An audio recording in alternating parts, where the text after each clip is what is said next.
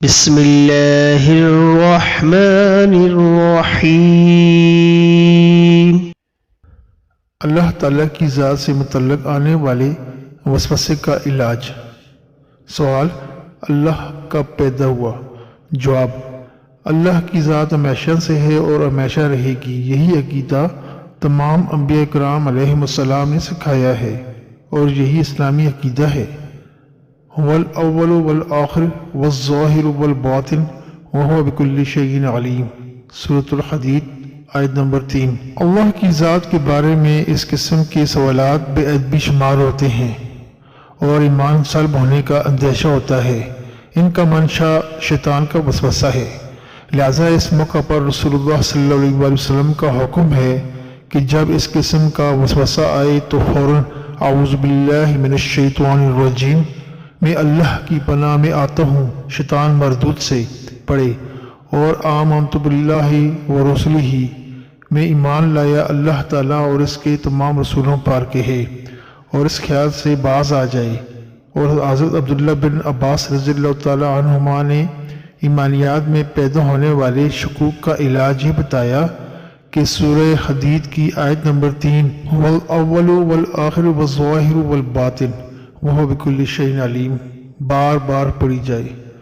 حضرت ابو ہریرہ رضی اللہ تعالیٰ عنہ سے روایت ہے کہ رسول اللہ صلی اللہ علیہ وآلہ وسلم نے ارشاد فرمایا، شیطان تم میں سے کسی کے پاس آ کر کہتا ہے فلاں کو کس نے پیدا کیا، فلاں کو کس نے پیدا کیا، یہاں تک کہ وہ کہتا ہے تیرے رب کو کس نے پیدا کیا۔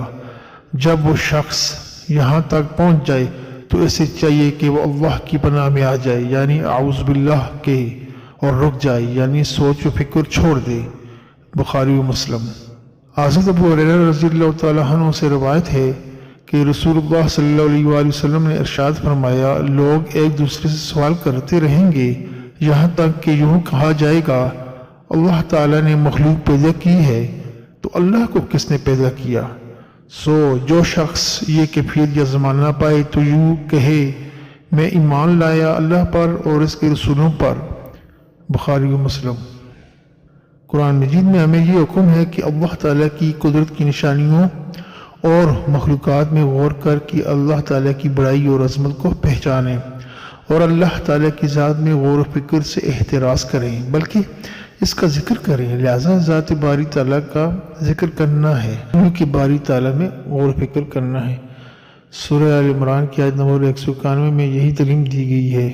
ارشاد باری تعالیٰ ہے الذین یذکرون اللہ قیاما وقعودا وعلی جنوبہم ویتفکرون فی خلق السماوات والارض ربنا ما خلقت هذا باطلا سبحانک فقنا عذاب النار۔ سورۃ آل عمران آیت نمبر 191۔